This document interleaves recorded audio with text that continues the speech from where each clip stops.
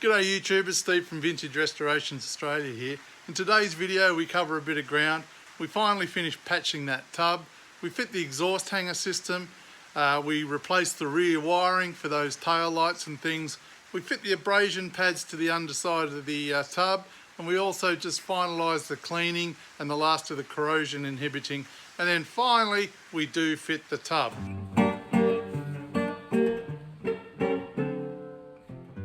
What have we here? Nice little parcel. There we go, look at that. A rare find indeed. Series 1 109 tailgate, original. And the beautiful thing about this is the patina matches the rest of the vehicle. Up the front of the tub we've got a bit of a corrosion issue where it's worn through. I'm going to patch that with aluminium plate either side. Then I'm going to Sikaflex into place and then rivet in and then put the strip over the top of it to hold it all in place. It should be okay. So I've got this folded section of aluminium. It's actually salvaged off one of our caravan jobs. So we're going to cut this down to size and patch a piece of that into the front and to the rear of that hole that we showed you there, and patch that up. This section here just slips in, a little bent piece of aluminium. Give that a good coat with Sikaflex.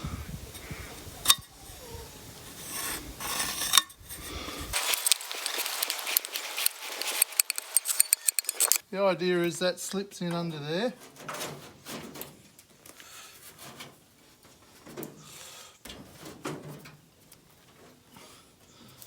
Like that. We're going to put a strip right across the back here just to reinforce all of this. Anyway, we'll put the piece in the front before we rivet that in.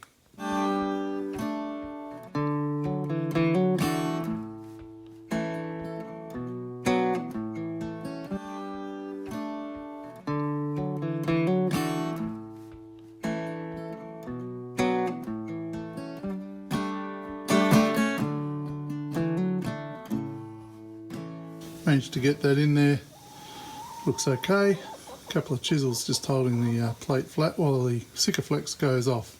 Remove those once it's dry and just panel that down a little bit with a panel hammer. The next job for us is to get the exhaust in. It hasn't actually showed up, unfortunately. I guess it's been held up with closures and things because of the COVID virus. That's the rear bracket there. We've actually got the exhaust hanger on this one. It's a little bit tatty, but I think it could be saved. Just a bit of a clean up and we might put that one on. The one thing that has shown up, however, is the exhaust hanger kit. So there are all the bits and pieces to do that. So we can carry on with that, get that on, and then we can fit the tub, and I can just crawl in under there once we get the rest of the exhaust, the rear section. This front section has showed. That's actually a Series 2 to go on the 2 1/4 motor. Sorry about my disgustingly messy workbench. So that's there. I can get that on, and then we can just hang out and wait for that rear section and fit that, or retrospectively fit it once it shows up, or if it shows up. This Meccano set of parts is apparently the exhaust hangers. We might have to refer to this to work out how they all go together. I'm finding this bit of the build quite exhausting. Sorry, that was a bit muffled. I find this quite exhausting. You got it.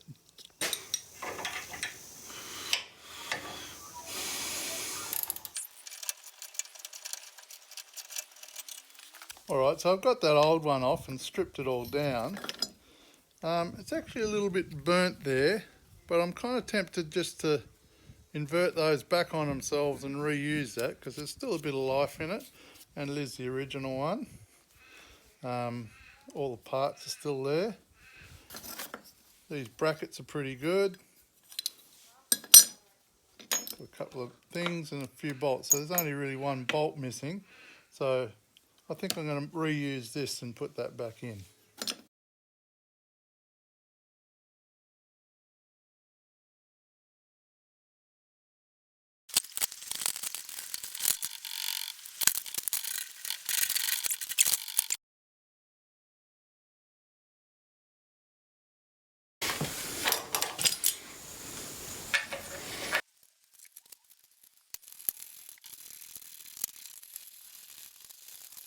Just looking at this rear bracket, it's the rear exhaust bracket. The manual clearly shows the bolts going through this direction. Given that it's directly behind the tyre here and in the wheel cavity, makes more sense to me to reverse those and have just the head there so these threads don't get monstered by dirt and rocks and things like that. So I'd be interested to hear people's opinions about which way that should go. My gut feeling is I should probably reverse them, put them in the other way so that these are protected. So before I put the tub on, I've got to resolve these tail lights. That's just the stop and tail light and the blinker on each side. That wiring runs up through the chassis. It's reasonably good there. You can see this is still pliable and good where it comes out of the chassis. I've accidentally painted it over, but we can clean that up. So what I'm going to do is I'm going to reconnect new cable from here on, because down here there's some pretty funky joins and some of this stuff where they've joined it on is a bit brittle, and you can see there it's failed and cracked, the added on bits. So I want to do away with all of that, put in some new shielded stuff. So these are the wires that are coming down from the front. There's 4 wires there, so it'll be left and right blinker, the stop light or brake light, and then just your normal running lights. So that's those 4. We can work out which is which by just chasing them back. So those 2 go to the blinkers, so they're obviously blinkers. This one here has this odd wire coming out. I suspect that's the number plate light, which would indicate that these are your running lights rather than the stop light or the brake light. So this is the trailer light cable that I'm going to use here. Just going to take off the earths because we're not going to use those. We've just got the brake light, tail lights. The yellow is left hand blinker, green is right hand blinker, indicator, whatever you call it. So we're just going to connect these into there. There we go, nice clean connection from there. Out to the other side, and one for the number plate light. Just got a couple of little jobs I've got to do before I put this on the chassis itself. So down the sides here are a bump stop sort of pad. It looks a lot like this, or the rubber version like that. I've got to fit those because that's where the chassis and the tub interface, and that just stops that abrasion and rubbing, gives it a bit of buffering. So I've got to cut a bit of those, find myself a bit of rubber to do that with. So as I said, I need to find some of these pads. This is the only rubber I've got. It's a bit of a gumboot that one of the dogs had a go at a few years ago when she was a puppy. So what I'm going to do is upcycle a gumboot. I think it's kind of appropriate that we turn a gumboot into a Land Rover part. I'm sure it's not the first time, and I'm sure it won't be the last time.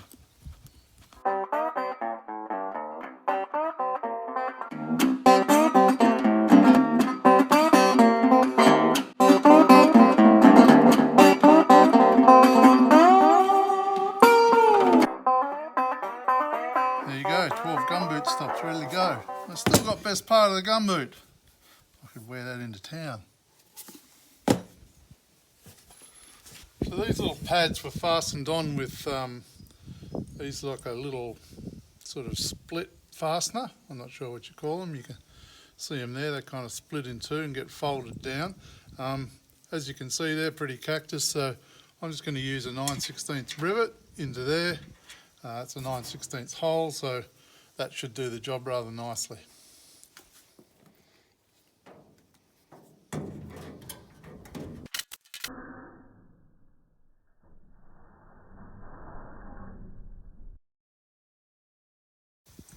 Pretty happy with those, they'll work. Don't look for them on Amazon though, you won't find them. When I did these, I didn't have any tannic acid with me, so I didn't do these. So I'm going to do them now, just to give them a bit of extra protection. I might put a bit of undercoat on them as well, just to keep them going good.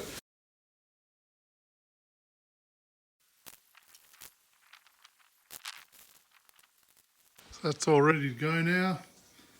bit of tannic and a bit of coal gal on that in the end I put on, just to protect it, keep the corrosion off it. You see here in the wheel arches there's a bit of moss growth from where it was sitting upside down for years up in the mountains before I got this.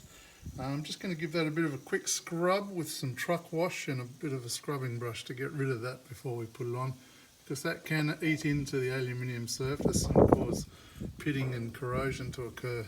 So I'm going to get rid of that before we put it on, because it's going to be a pill to get out after. This Armour All heavy duty truck wash is good stuff. It cleans really well. It removes bugs, tar and tough road grime, and smells like bubblegum. I missed that.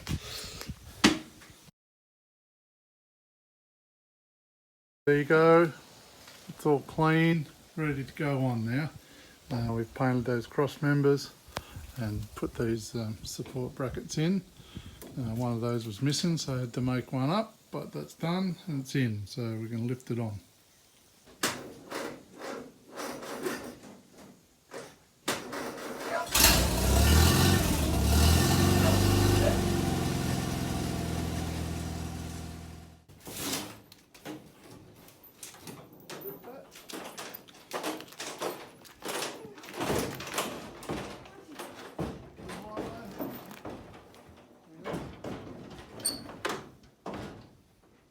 Tub on, but I realised this might be easier to tonk out before I put the tub on, so I can get behind it there. So we've just moved it back, and I'll just have a little tonk at that.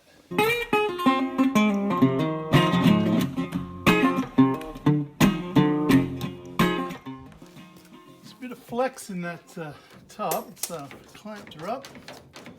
I'll bend it. Oh, there we go. Look at that, boom, straight through.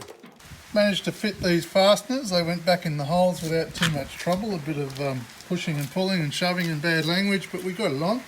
So they're all fitted there, and we've fitted them across the front there as well. So that's kind of the tub fitted. I've put the tailgate in. It's not a great fit yet. I've still got to tweak this up and fix a few bits and pieces, and do a bit of tonking of that to get it to fit nice. But it's a good patina match. I'm pretty happy with the look of that. It's all nice and tidy in there.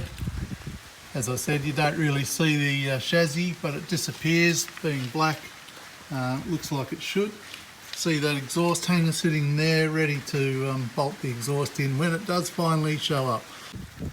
That pretty much wraps it up for this week. I'm really happy with the way it's coming together. We've got a fair bit to go on with in the next video. Hopefully that exhaust shows up and we can get that on. I've got a bit of work to do around the electrics with lights and things. We're starting to think about that. So plenty to go on with. In the meantime, I'm going to get in the shed and clean up that pigsty, because it's been a bit neglected while I've had the tub and the ute in there.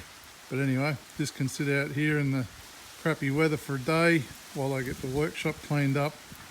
And we'll see you for the next episode. Take care of yourselves and look after each other.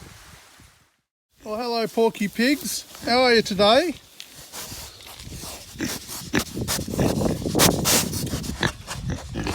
Oh, you're hungry as usual, aren't you? You can't eat iPhones. You try.